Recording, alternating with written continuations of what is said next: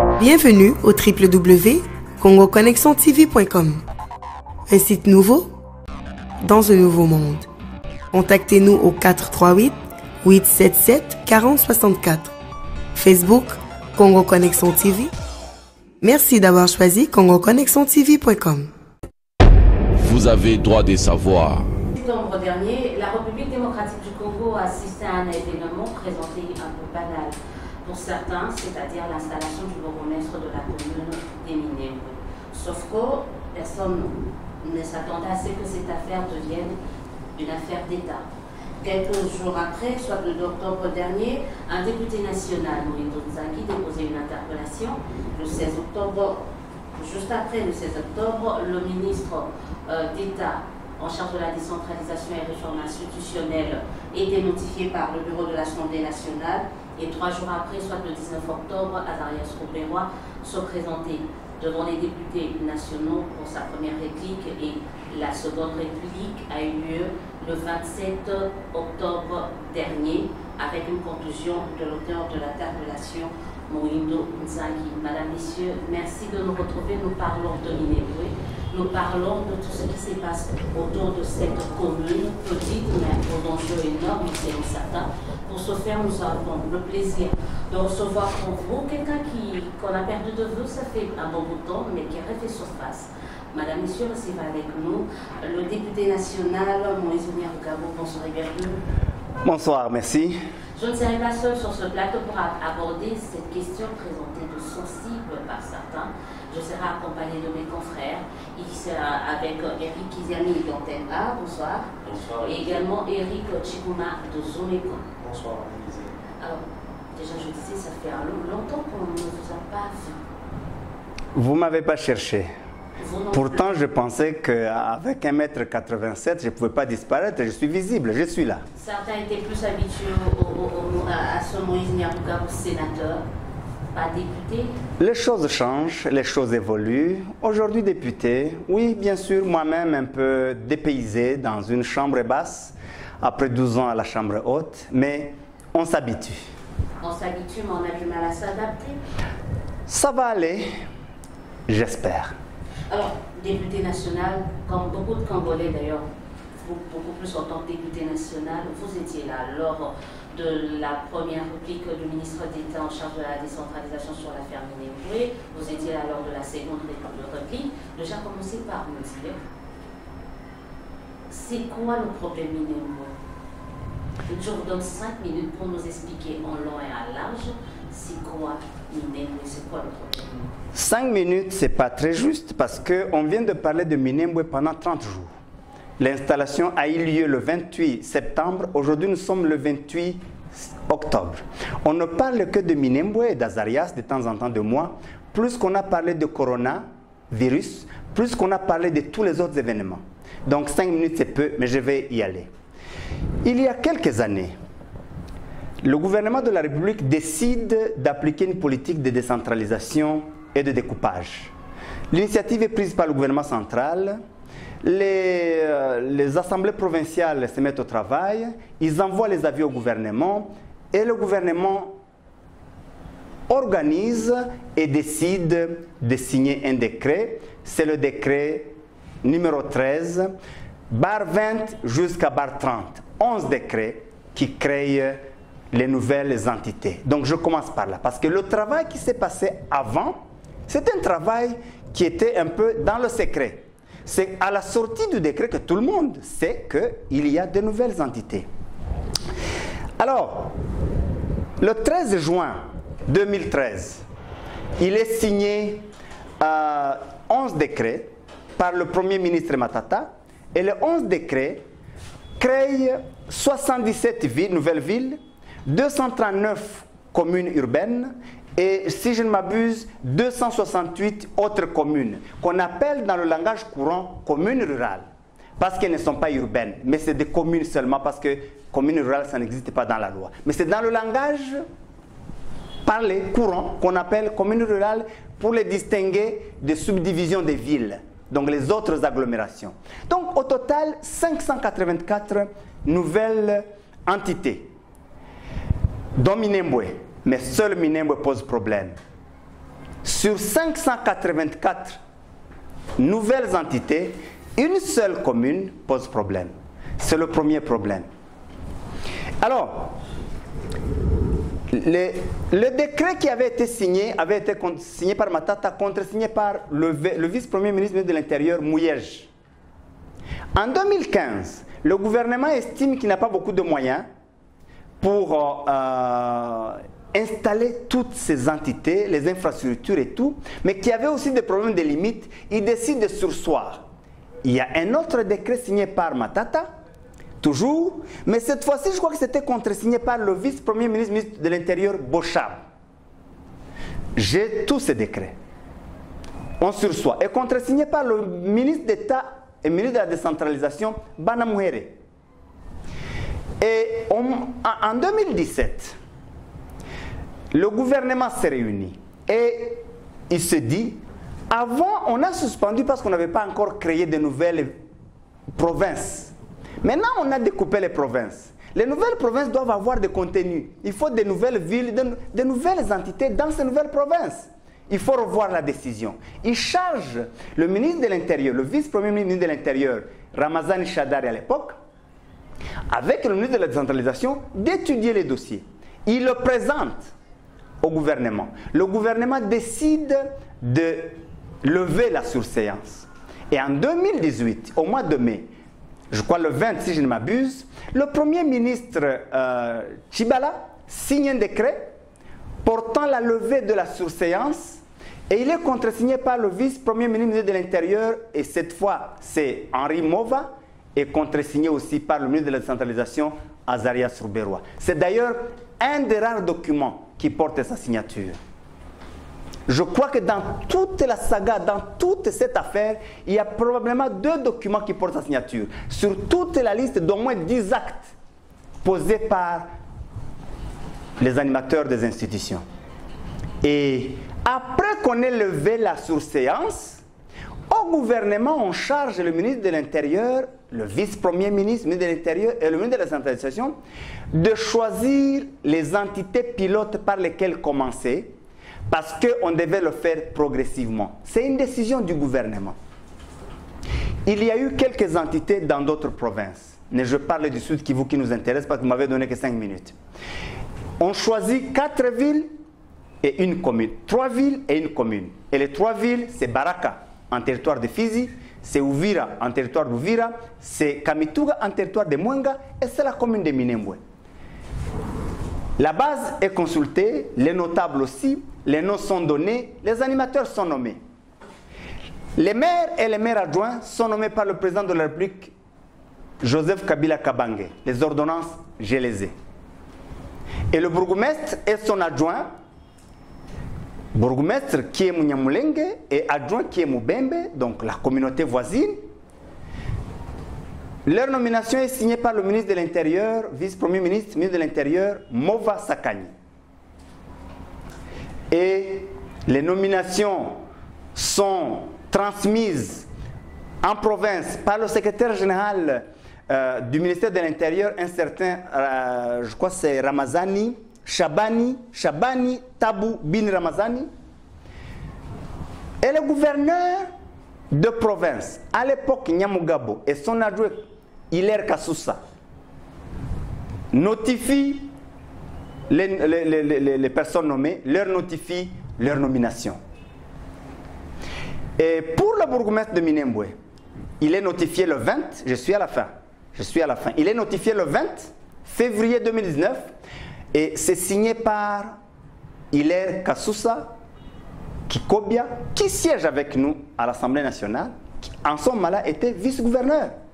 Et il notifie tous les autres aussi. Mais le deuxième problème commence. Nous sommes le 20 février. Le 23 février, la ville d'Uvira est installée. Et le maire et le maire adjoint sont installés.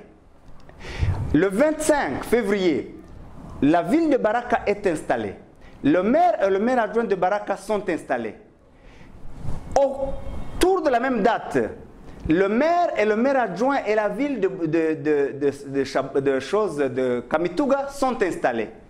Minembwe, silence radio. Ils ont été nommés par les mêmes autorités, notifiés à la même date. Minembwe, ça faisait 2 ans que elle et la commune et le bourgmestre n'ont pas été notifiés. Voilà le deuxième problème. Pourquoi seulement Minembwe? J'espère que vous allez m'aider à répondre. Alors, le 28 septembre, l'occasion faisant les larrons, on se retrouve à Minembwe, j'étais là aussi, dans des missions complètement différentes. Mais il y avait le ministre, disons le gouverneur et le ministre de l'Intérieur provincial. Toutes les personnes reçues ont posé la question. Je vais vous donner d'autres détails après.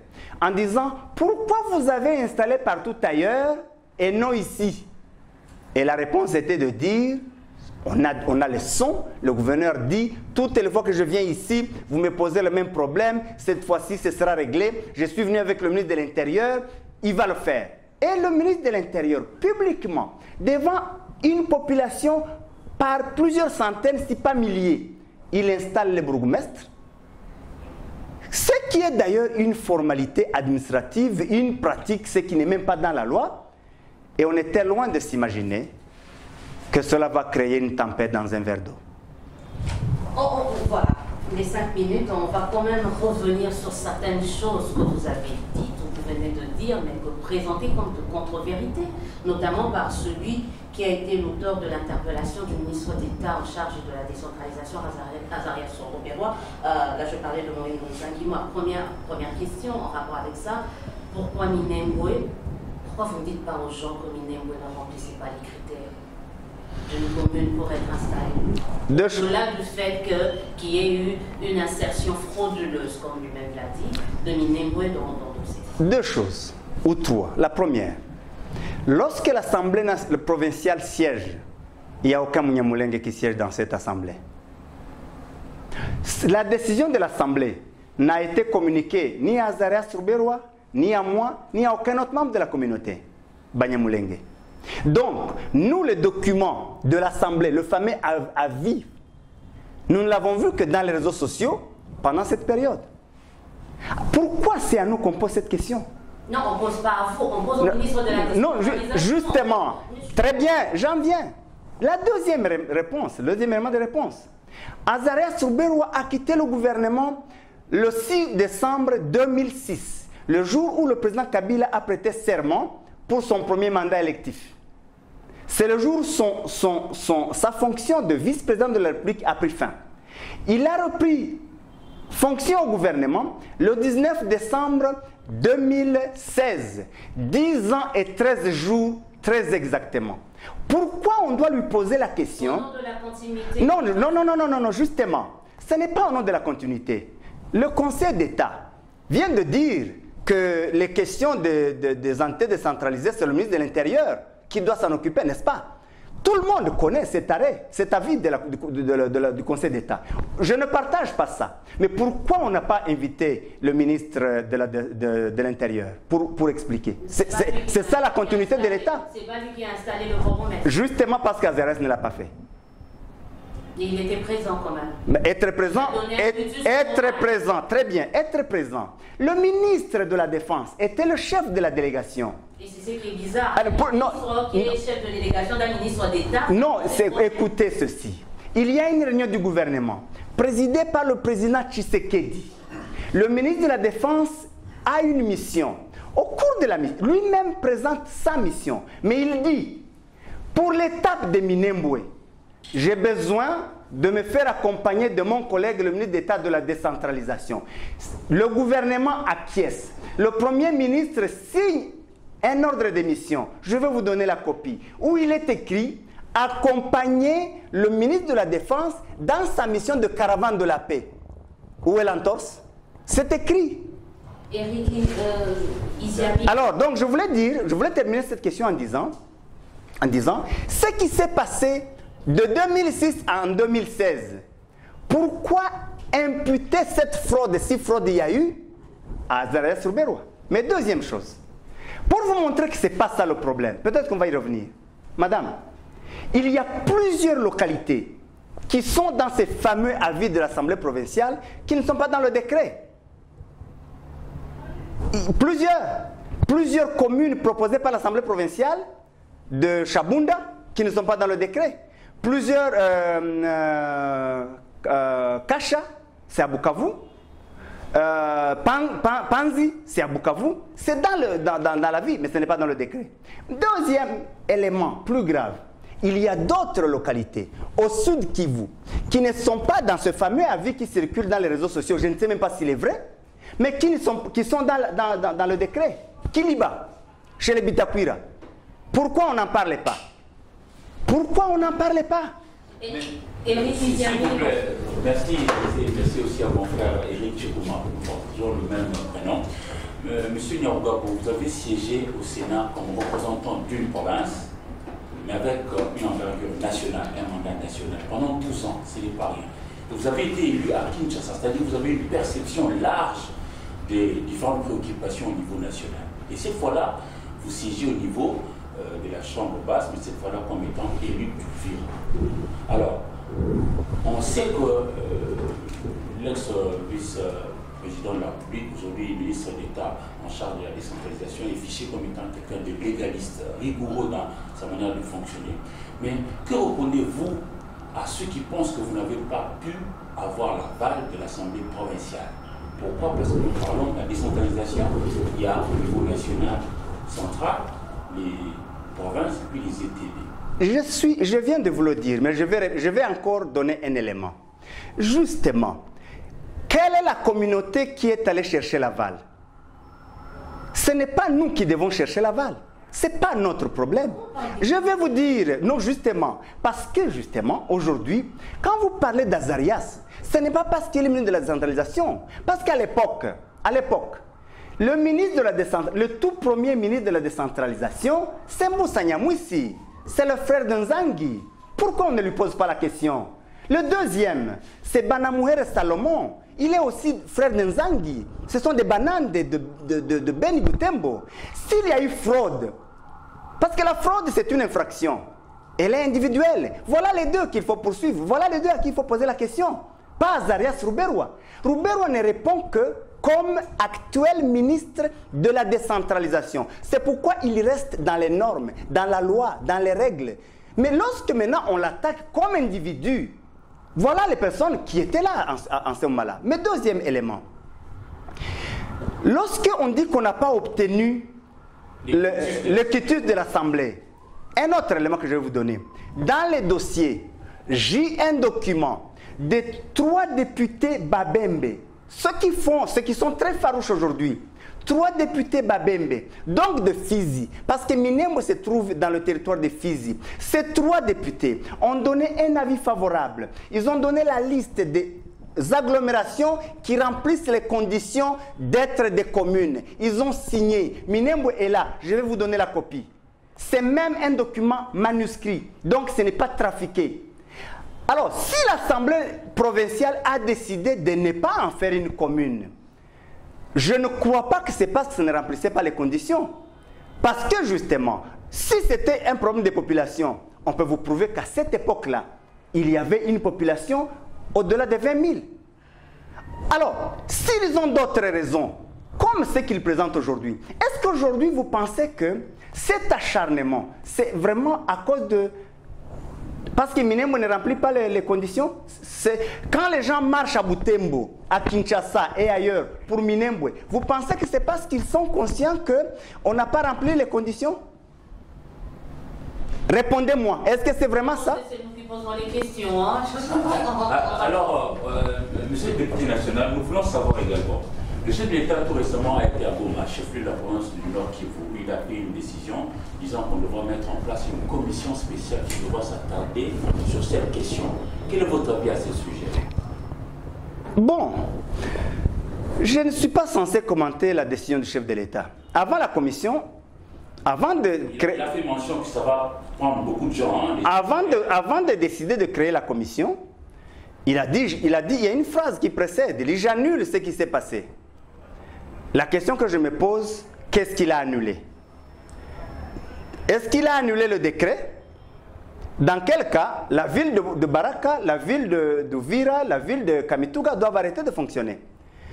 Ou est-ce qu'il a annulé simplement le point 10 de l'article 8 de l'arrêté numéro 13/29 qui concerne le Sud Kivu, là, je comprendrais que c'est encore Minembwe et les Banyamulenge qui sont visés. Je ne crois pas qu'il puisse faire ça. Est-ce qu'il a annulé la nomination des animateurs? Alors il fallait les révoquer. Est-ce qu'il a, alors, et dans ces conditions, si c'est ça, donc nous avons des communes sans animateurs. Est-ce qu'il a annulé les limites? Donc nous avons une commune sans limite. Est-ce qu'il a annulé la notification? Alors nous avons des bourgmestres adjoints nommés mais non notifiés. Est-ce qu'il a annulé l'installation? Bon, si c'est ça, à la limite, ils ont travaillé depuis 2 ans sans installation. Parce que l'élément légal, c'est la notification. Depuis le 20 février 2019, quand ils ont été notifiés, ils ont pris fonction. Toutes les autorités nationales, provinciales, civiles et militaires qui se sont rendues à Minembwe ont été reçues par ce bourgmestre-là, en tant que bourgmestre. Il a présidé les réunions. Même la dernière mission qui a posé problème, il nous a reçus comme bourgmestre. C'est lui qui a présidé la réunion de sécurité. C'est lui qui a présenté la situation de l'entité devant les ministres, le gouverneur, le chef d'état-major et tous les autres militaires qui étaient là. Alors, de quoi on parle? Éric Chikuma. Monsieur Moïse Nambougambo, je pense qu'à vous entendre parler, je réalise que, et même c'est l'avis que j'ai eu après avoir entendu le ministre d'État, il a hérité d'une situation que lui-même n'a pas pilotée au départ. Et vous l'avez bien démontré, mais le motionnaire Nzangi a déballé un schéma pour démontrer que la procédure n'a pas été respectée. La procédure qui a abouti à l'érection de Minembwe en tant que commune rurale. Et dedans, il a évoqué l'article 2 de la loi organique qui fait en sorte que, qui a été violé du fait qu'il y a eu des limites de la commune rurale de Minembwe qui empiètent sur 2 territoires, les territoires de Fizi et de Mwenga. Deuxièmement, il a évoqué l'aspect de l'absence de l'avis favorable de l'Assemblée provinciale. Mais vous lui opposez un document signé par 3 députés provinciaux, mais je pense que, est-ce que ces 3 députés provinciaux engagent-ils tout un organe délibérant, qui est l'Assemblée provinciale du Sud Kivu, ou comment? Même s'il y a 100 000 populations à Minembwe, les députés provinciaux là ne vont jamais décider que Minembwe soit une commune. J'assume ce que je dis. C'est pour cela... Attendez, nous non, pas nous. Mais c'est qui? Comment? Par quel mécanisme? Mais c'est qui? Par quel mécanisme? Mais c'est qui l'a fait? Mais justement, je vous ai relaté toute la procédure. En quoi nous on s'engage dans cette affaire? On ne siège pas à l'Assemblée provinciale. Vous qui? Parce que vous nous demandez que c'est nous qui avons triché, c'est ce qu'il dit. Non, alors, ministre Azarias, très bien. Qui a hérité d'une situation. Mon cher ami, je vais répondre à la question. Ayez vos apaisements. Je ne fouille jamais la question. Et il n'y a pas de question taboue chez moi. Mais je vais vous dire ceci. Donc, ce qui s'est passé, il a hérité d'une situation. Mais ce que je n'accepte pas, ce qui est injuste, ce qui est méchant, c'est de le lui imputer à titre personnel. Attendez, parce que ceux qui ont posé des actes sont vivants. Il faut demander à l'Assemblée provinciale. Mais moi, je vous dis que le nombre de personnes de la population exigée était accompli. Les limites, c'est du mensonge. Nzangi ne connaît même pas les hauts plateaux. Nzangi ne connaît, je ne sais même pas si c'est dans quelle position se trouve Minembwe dans le Sud Kivu. Il est là comme un sous-traitant et au lieu d'aller régler ce qui se passe à Beni, il y a des problèmes, n'est-ce pas? Mais il veut être le héros du Sud Kivu comme sous-traitant. Non, ce n'est pas responsable. Il ne connaît pas ce qui se passe là-bas. La commune de Minembwe ne touche pas au territoire de Mwenga. C'est faux, tout ce qu'il a raconté là. Il parlait des rivières que moi je connais, que moi j'ai traversées, en disant, comme cette rivière, ça va jusqu'à Mwenga. Je vais vous poser une question. Le fleuve Congo, on en a ici, non? Bien sûr. Alors quand vous citez le fleuve Congo, on va dire non, non, non, non, non, comme il y a le fleuve Congo ici, donc nous sommes au Katanga parce que le fleuve Congo vient du Katanga. Une rivière, on en parle au niveau de la portion où on est, mais la rivière continue. Elle peut continuer à porter le même nom. C'est du mensonge, c'est du n'importe quoi. Il dit des choses, vous avez la chair des poules. Donc, nous confirmons que la commune de Minembwe ne touche pas au territoire de Mwenga. C'est faux. Ça touche, c'est seulement dans Fizi. Mais ça touche à 2 ou 3 secteurs. Et là, c'est légal. Parce que les nouvelles entités, on les crée par regroupement ou par l'autre terme, c'est dans la Constitution. On coupe ou on regroupe. Et je vais vous poser une question. Quelle est l'entité qui viendra du ciel? Chaque nouvelle entité touche à une autre entité. Donnez-moi une seule entité qui ne touche pas à une autre. Quand on crée une nouvelle province, on coupe une province existante. Pourquoi on ne dit pas non, non, non, non, non, on prend notre terre? Quand on crée une commune, la commune porte sur une agglomération qui appartenait à une autre entité existante. Il n'y a aucune terre que vous allez créer qui était 100 mètres. Non, non, laissez-moi terminer cette affaire.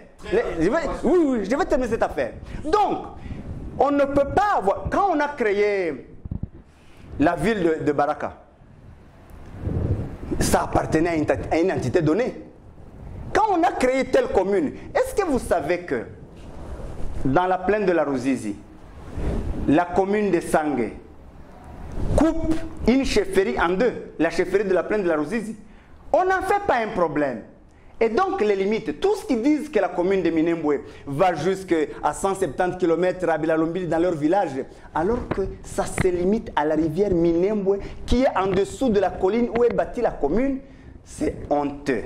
Mais pourquoi vous donnez l'impression dans vos réactions que c'est vraiment une affaire personnelle? C'est une affaire... C'est personnel, c'est pas... Au point que on s'interroge pourquoi le ministre d'État qui a constaté ou qui aurait pu constater ces irrégularités ne les a pas constatées. Très bien, très bien. Deux éléments de réponse. Le ministre de la décentralisation allait constater ces irrégularités quand? Lorsqu'il prend le pouvoir. Non, lorsqu'il examine. Très bien. Lorsqu'il examine. Calmez-vous. Maintenant, c'est vous qui êtes agité. Pas du tout. Regardez. Non, attendez. Il prend fonction. Le décret existe. Les avis, il ne les a pas sur la table. Vous pensez que les avis des assemblées provinciales sont dans son bureau? Non. Il n'a constaté de problème que quand le problème a été posé. Mais si c'était vraiment le problème de la commune, ou des limites, où ça ne devait pas faire tout ce boucan, une seule personne pouvait saisir le Conseil d'État, ou même le gouvernement pour dire il y a telle irrégularité, telle irrégularité. Donc il s'est attendez, les documents qui existent. Attendez, les documents qui sont passés par les assemblées provinciales, qui sont passés par le ministre Matata, le vice-premier ministre Mouyej, qui sont passés par le vice-premier ministre Bochab, qui sont passés par tout ce monde et le ministre, non, avant, moi c'est presque au même moment. Le ministre de la décentralisation Mboussa Nyamwisi, le ministre de la décentralisation Banamouhere. Pourquoi vous voulez que lui maintenant fasse un audit de tout ce travail? Il a pris le train là où il était. En fait, vous lui demandez, quand vous arrivez, vous prenez le train, il fallait rentrer à la gare, vous, pour voir si tout le monde avait son ticket avant de monter. Il y a un historique. Mais justement, l'historique ne renseigne pas tout ça. L'historique, ça part du décret. Ah bon? Ça, c'est la première chose. Ça, c'est le premier élément de réponse. Le deuxième élément de réponse. Quand vous dites que la question nous passionne, si vous avez suivi le débat d'hier, je vais vous dire, c'est à peine qu'on parle de la commune. La vraie raison de tout ça, c'est une communauté qui est visée. Et ça devient de la persécution. C'est des Rwandais, des imposteurs, des étrangers, des immigrés. Et vous pensez que ça ne doit pas passionner? Des sans-terres, des balkanisateurs. Et vous pensez que ça, Est-ce que vous vous imaginez que ces gens auxquels vous vous adressez, ils ont de cœur en chair, ils n'ont pas de cœur en marbre? Vous tirez un peu trop sur la corde. Moi je dis, c'est méchant ce que vous dites. Si vous avez suivi le débat d'hier, vous ne pouvez pas dire ça. Parce qu'on n'a parlé que de ça. On a même dit qu'on nous a vu traverser la Ruzizi en 64. Vous n'avez pas réagi? On a également parlé du bourgmestre qui n'était pas nommé par le président de la République. C'est de ça qu'on parle. Le bourgmestre de Minembwe, la constitution est claire, les bourgmestres sont nommés par les présidents de la République. Ça n'a pas été le cas avec celui de Minembwe. Très bien, très bien. Très bien. Très bien, j'en viens. Pourquoi vous ne posez pas la question au président de la République Joseph Kabila Kabange ou alors à Henri Mova qui siège à l'Assemblée? En fait, je vais vous dire une chose. L'image que ce débat donne, c'est que Azara Soubero a manipulé le président Kabila, il a manipulé le Premier ministre Matata, il a manipulé le vice-premier ministre Mouyej, il a manipulé Mboussa, il a manipulé Banamouhere. Attendez, il était dans l'opposition pendant tout ce temps. Il a manipulé Bochab, il a manipulé le vice-premier ministre, ministre de l'Intérieur Mova, il a manipulé tout le monde jusqu'à ce que la commune vienne. De sa propre initiative, de sa propre manigance, tous les autres ont été endormis, manipulés et la commune est là, s'il vous plaît. Mais les recommandations, vous avez suivi autant les recommandations formulées par lui-même, le ministre d'État, autant les recommandations formulées par le mentionneur Nzangi. Je pense que vous tombez quand même d'accord qu'il y a affaire là-dedans. Il y a affaire pas seulement à Minembwe. Je vous ai dit les localités du Sud Kivu qui sont dans le décret mais qui ne sont pas dans la vie. Pourquoi on n'en parle pas? Je vous ai parlé des localités du Sud Kivu qui sont dans la vie de cette fameux avis qui ne sont pas dans le décret. Pourquoi on n'en parlait pas? Et attendez, j'en viens. Mais aussi, est-ce que vous savez qu'il y a des conflits de limites à Baraka? J'ai les correspondances. Est-ce que vous savez qu'il y a des conflits de limites à Kamituga? J'ai les correspondances. Alors, donnez-moi une seule nouvelle entité où il n'y a pas de conflit de limites. Une seule. Même les provinces. Alors, pourquoi Minembwe? C'est ça ma question. Pourquoi on ne fait pas d'une question nationale? Pourquoi on n'évalue pas la décentralisation avec ses limites et ses failles? Pourquoi le problème de la décentralisation devient un problème d'une communauté? C'est ça ma question. Pourquoi ne pas faire l'évaluation de la décentralisation, voir les limites, les erreurs, les failles et corriger, mais partout? Mais c'est emblématique, c'est quand même... Emblématique pourquoi? Parce que c'est le point de départ de la balkanisation. Non, mais le RCD est passé par là, ça a été un territoire RCD. Parlons du RCD. Le RCD... Oui, je vous vois venir. Je vous vois venir. Madame, justement, on a toujours dit, les Banyamulenge ou nous, moi, Azarias, on a fait la guerre. Moi, j'ai été le collaborateur très proche de Musée Laurent Désiré Kabila. J'ai été son premier DIRCAB ou PARSEC, c'était moi, pendant toute la marche. Pourquoi on n'attaque pas tous les Baloubakat? Parlons du RCD. Le premier président du RCD, s'il est du Bas-Congo, il est mort. Paix à son âme. Wamba Diawamba. Après lui, c'est Docteur Ilunga Kalambo. Il est dans cette ville. Il est du Katanga. Pourquoi on n'attaque pas tous les Katangais? Attendez. Là, je parle de 98. Nous étions avec Lunda Boulou du Katanga. Nous étions avec Onusumba du Kassai. Pourquoi on n'attaque pas les gens de Sankourou? Nous étions avec Azarias. Quand on a créé le territoire de Minembwe, Azarias n'était que vice-ministre de cette rébellion. Son titulaire, c'était Tambwe Mwamba, le président du Sénat. Pourquoi on n'attaque pas les gens du Maniema? Avec Thomas Louaka, avec Sessanga, avec Zaïd Ngoma, qui était mon adjoint. Pourquoi on n'attaque pas ces autres communautés? Nous étions avec les gens de l'Ituri, nous étions avec Mboussa Nyamwisi, avec d'autres. Pourquoi on n'attaque pas les Banandé? Pourquoi, quand il y a la guerre, les autres peuvent tirer j'ai beaucoup suivi Eve Bazaïba, mais j'avais voulu lui dire, en fait, vous appartenez au MLC. Le MLC a fait la guerre comme le RCD. S'il y a du sang versé, vous y êtes. Donc, vous êtes bénéficiaire de ce sang. Alors, les autres peuvent être des bénéficiaires, mais la facture de la guerre, c'est Alsace, Sobero et moi et ma communauté, les Banyamulenge et les Tutsis. C'est injuste. Tous ceux qui ont fait la guerre, pourquoi vous ne leur demandez pas des comptes? Vous ne demandez des comptes qu'à nous. Et nous n'étions même pas des chefs. Donc, toutes ces guerres, c'est une affaire de Tutsis. Alors, je vous ai cité, je n'ai fait que, j'ai tous les noms, je peux vous citer, les Mende, les Kinkie. Ils étaient des porte-parole du RCD. Pourquoi vous n'attaquez pas les Demandundu? Alors, donc, arrêtez. Et justement, c'est comme ça que, d'ailleurs, Tchoukouma l'a dit, 1, 2, 3, 4, 5 choses. Qu'est-ce qu'on doit corriger à ce stade? Parce que vous, députés nationaux, vous devriez nous aider, nous, population congolaise, à vivre en pensant nation. Mais là, j'ai l'impression comme si nous pensons Babembe, nous pensons Banyamulenge, nous pensons ici. En fait, nous, on ne pense même plus Banyamulenge et Babembe, parce que pour le commun des mortels, nous sommes des étrangers, nous devons évacuer. Et je vais vous expliquer maintenant l'objet de la guerre qu'il y a dans les hauts plateaux depuis 4 ans. Mais ce qu'il faut corriger. Oui. Ce qu'il faut corriger. Mais avant si vous pouvez me rappeler cette question, vous la gardez. Il y a un élément que je n'ai pas répondu sur la question du président.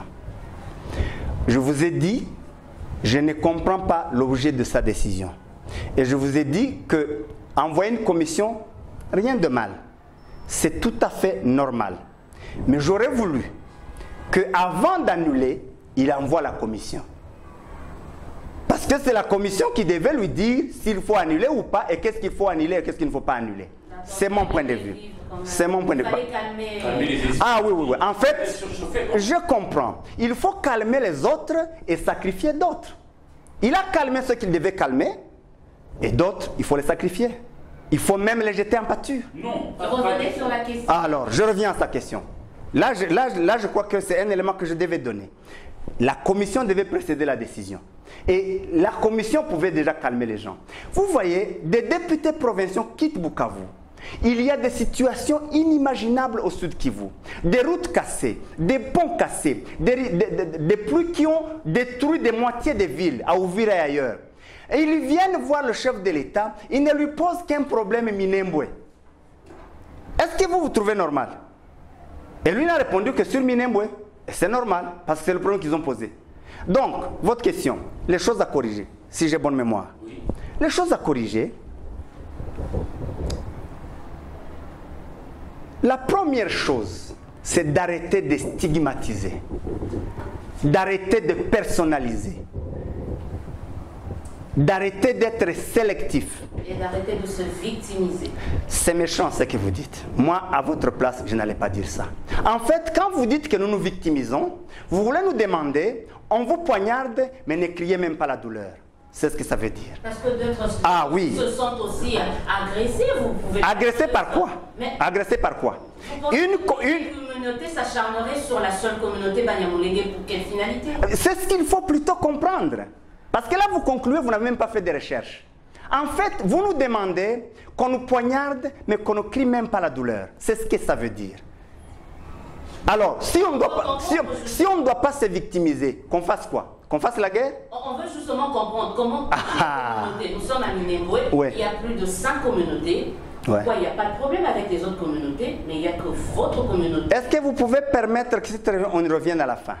Le vrai problème, tout ça, c'est des mises en scène. Tout ça, c'est des montages. Le vrai problème est ailleurs. Et je vais vous le dire. Le seul crime que nous avons commis, c'est le faciès. Et j'aimerais qu'on revienne sur ça et sur la question de l'identité. C'est le vrai problème. Justement, la guerre qu'il y a dans les hauts plateaux. 3 communautés, pas des communautés, les groupes armés de Babembe, les groupes armés de Bafuliro, les groupes armés de Banyindu se mettent ensemble. Ils disent, nous allons vous chasser. Et d'ailleurs, vous ne prenez ni maison ni vaches parce que ces vaches sont congolaises. Et ils sont presque arrivés. Ils ont brûlé 311 villages sur les hauts plateaux.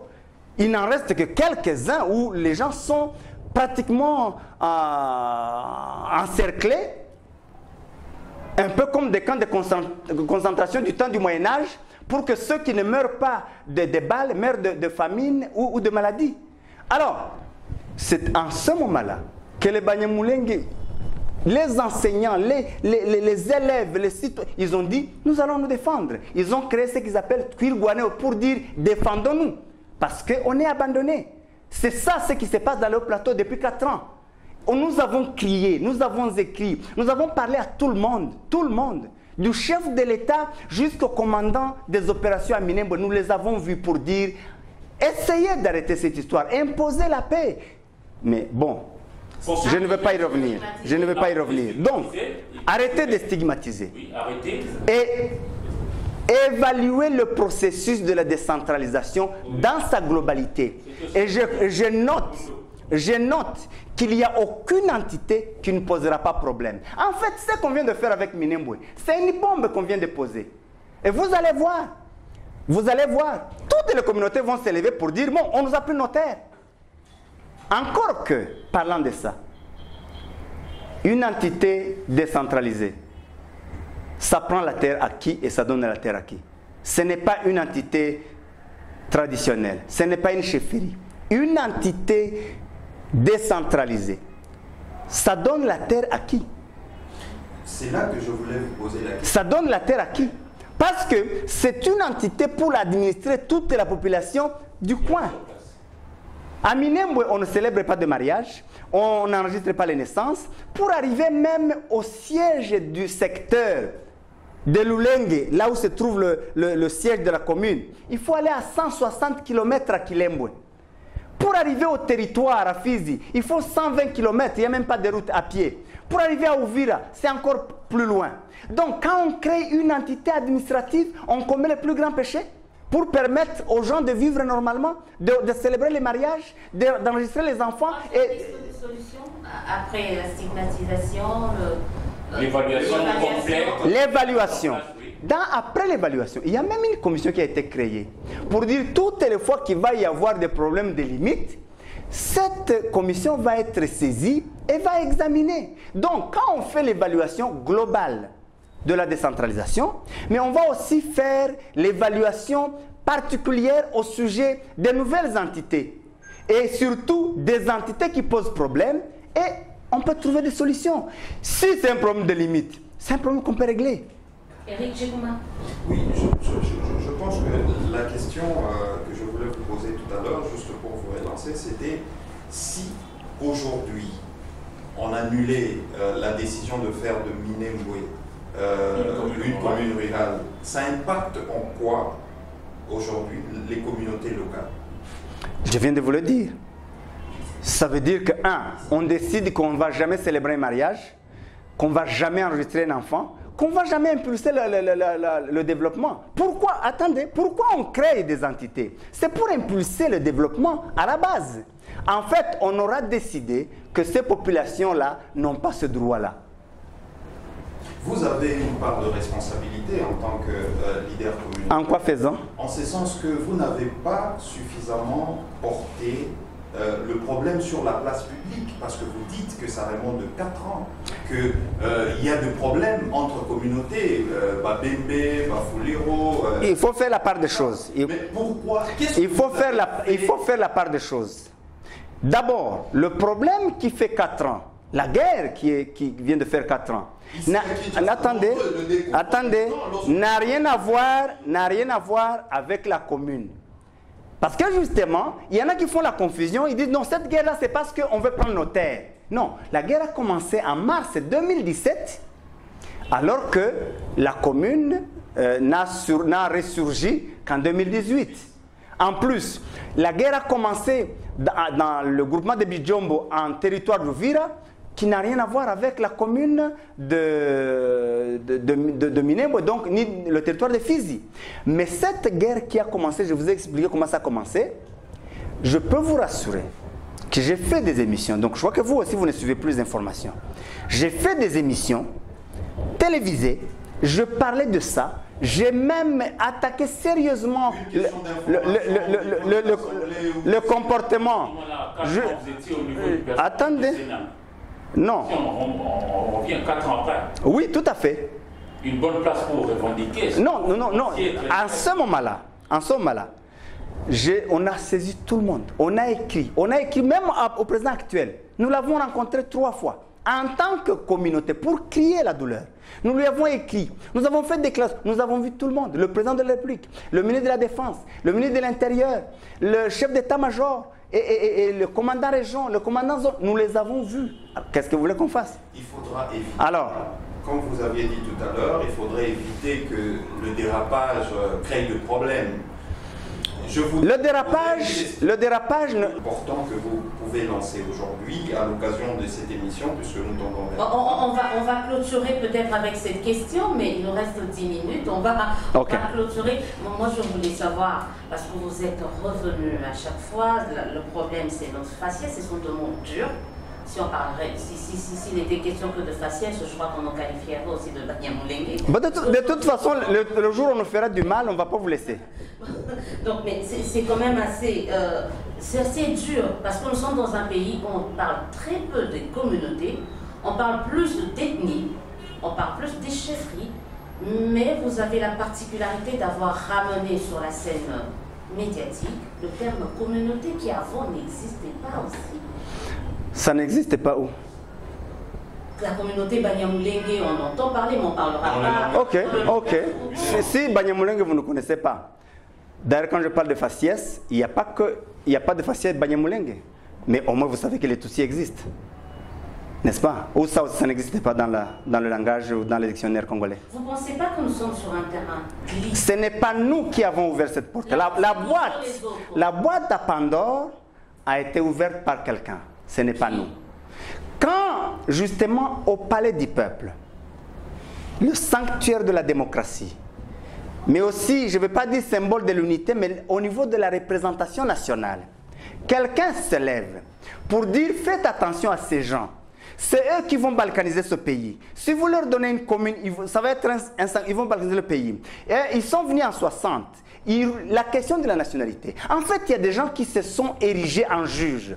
Ils ont le droit de donner la nationalité le matin à qui ils veulent et la retirer le soir à qui ne veut pas, à qui ne veulent pas. C'est ça le problème. Autre question, pourquoi il y a 5 communautés, comme je le disais, pourquoi associer la communauté Banyamulenge, je suis très mal à l'aise au fait de dire cela, la communauté Banyamulenge à la commune de Minembwe alors qu'il y a 5 communautés? C'est ça le vrai problème. Nous posons la même question que vous. Parce que la commune n'a jamais été attribuée au Banyamulenge. Il faut demander à ceux qui le disent. La commune, excusez-moi, la commune c'était la commune de Minembwe. Pour vous montrer que nous, on n'associe pas la commune à la communauté, même dans le choix des animateurs, il a été consulté toutes les communautés. C'est ainsi que le bourgmestre est Munyamulenge, parce qu'ils sont majoritaires dans cette partie-là, mais l'adjoint est Mubembe. Mais allez à Baraka, tout le monde est Mubembe. Allez à Uvira, c'est pareil. Allez à Kamituga, tout le monde est Murega. Mais nous, on n'en fait pas un problème. On n'en fait pas un problème. Vous n'allez même pas trouver un taxateur Munyamulenge de ce côté-là. Mais on n'en fait pas un problème. Et là, on a tenu compte de toutes les communautés. Donc, c'est pour dire que ceux qui ouvrent cette boîte à Pandore, et j'aimerais avoir le temps pour vous parler de l'identité. Vous savez... Rapidement, parce qu'on va laisser les 2 dernières... 2 minutes. 2 minutes. Vous êtes des journalistes. Faites des recherches. Moi, je suis gêné de continuer à vous dire que je suis congolais. De me justifier, de m'expliquer. C'est gênant. Mais vous, les journalistes, faites des recherches. Je vais vous donner des livres que le ministre voulait donner hier. Et comme les gens n'aiment pas la vérité, ils aiment écouter leur propre vérité. Ils n'ont même pas voulu qu'ils parlent de ça. Il y a des auteurs qui ont écrit sur les Banyamulenge, qui les appellent les Tutsis du Tombwe, les pasteurs du Tombwe, les beaucoup d'appellations. Et ils disent tous, à l'unanimité, personne n'a déjà dit que ces Banyamulenge se sont installés en RDC après 1885. Personne. Tous affirment que ce soit en 1746 jusqu'à 1802, d'autres 1810, mais avant le partage de l'Afrique, avant les Européens. Alors, madame et messieurs, mettez-vous à la place des autres. Après 2 siècles, après plus de 2 siècles, pour certains 2 siècles et demi, que vous soyez toujours en train de quémander la nationalité, en train de faire comprendre que vous êtes citoyen d'un pays, après 2 siècles. Et personne n'a une autre source. Sauf quand Bitakwir a dit, je suis né en 60. Attendez. 1800 et puis alors, il a parlé de 1800. C'est le même texte. Je vais vous le donner. Le rapport du gouverneur de la province orientale du Congo belge situe la présence des Banyamulenge dans les hauts plateaux entre 1746 et 1802. Ce rapport, je l'ai. Je vais vous le donner. 1953, il parle des réfugiés. Il y a eu des réfugiés rwandais qui sont venus en 53 ou en 59. Pourquoi ils veulent faire la confusion alors qu'ils connaissent la vérité? Certaines des familles des Bafouleros, des Babembe, nos arrière-grands-parents ont même fait le pacte de sang. Il y a des siècles. Et ceux qui devaient faire connaître la vérité au monde, c'est eux qui montent des mensonges. Mais le mensonge, il est rapide, mais il va s'arrêter. Je préfère que j'ai le temps de vous donner les éléments. Chaque auteur et ce qu'il a dit. Et vous donner le titre du livre et la page. Et faites des recherches. Et vous, venez éclairer l'opinion. Alors, dernière question. M. Nyabugabo, vous êtes député national, vous siégez actuellement au niveau de l'Assemblée nationale. Vous avez toujours réclamé et déclaré que vous êtes républicain. Que comptez-vous faire maintenant, à ce stade, pour que l'on arrive, tant soit peu, à régler petit à petit ces problèmes jusqu'à arriver à la paix? Parce que justement, la question de la paix est essentielle à cette République démocratique du Congo. Nous sommes prêts, et nous sommes même demandeurs. Nous sommes demandeurs. Et si je dis ça, vous allez encore dire que vous victimisez. Mais déjà, lorsque 3 communautés se mettent ensemble contre une, bon, vous comprenez. Mais je vais simplement dire ceci. Honnêtement, nous sommes demandeurs pour la paix. Et je pense que nous n'avons pas de choix. Et Mouindo devait comprendre ça. Nous n'avons que 2 choix. Ou nous allons vivre ensemble comme des frères, ou nous allons mourir ensemble comme des idiots. C'est à eux de choisir. Mais je veux dire aussi, ceux qui veulent faire le populisme, que je vois là, qui veulent en fait gagner un peu de popularité sur la cendre d'un peuple, sur la cendre de Banyamulenge, ou dans les temps de leur sang, ils vont s'y noyer. Mais nous n'avons pas de choix. Nous sommes demandeurs. Nous voulons la paix et nous l'offrons. Mais on ne peut qu'applaudir avec les 2 mains. J'ai une question et une proposition pour lancer un message d'apaisement. La question c'est aujourd'hui, s'il arrivait que vous acceptiez, ou êtes-vous prêt aujourd'hui à accepter que la procédure d'érection de Minembwe en commune rurale qui a été déplorée pour violation de certains actes légaux réglementaires soit rapportée et recommencer à zéro? Ça, c'est la question. Et puis, deuxièmement, c'est un appel à l'apaisement parce que nous ne voudrions pas que cette émission soit perçue comme une déclaration de guerre de votre part ou une déclaration de conflit.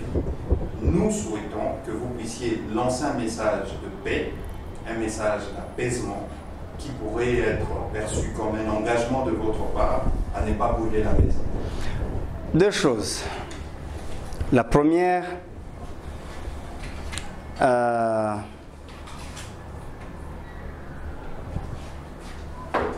est-ce qu'on va nous consulter? Est-ce qu'on nous a consulté pour signer le décret? Est-ce qu'on nous a consulté pour annuler? Je ne sais pas. J'estime que s'il y a une commission qui est créée, qui va à Minembwe, elle va se rendre compte que tout ce qui raconte que Minembwe a la dimension d'un pays voisin, ils vont se rendre compte que c'est faux. On va leur montrer les limites à des kilomètres où on peut faire le pied. Et ils vont voir le nombre de populations qu'il y a. Et je pense qu'en ce moment-là, les restes, les questions juridiques ou légales, ce n'est pas à nous. Ceux qui sont compétents, ils vont agir comme bon va leur sembler. Donc, mais nous, en attendant, je considère que Minembwe va continuer à fonctionner comme commune jusqu'à nouvel ordre, jusqu'à ce qu'il soit notifié d'arrêter. Mais j'espère que ce sera après la commission au moins. Ça, c'est la première chose. La deuxième, moi, je vais déclarer la guerre à qui? Ça peut être perçu parce que... Non, attendez, la perception, justement, mon problème, c'est cette perception.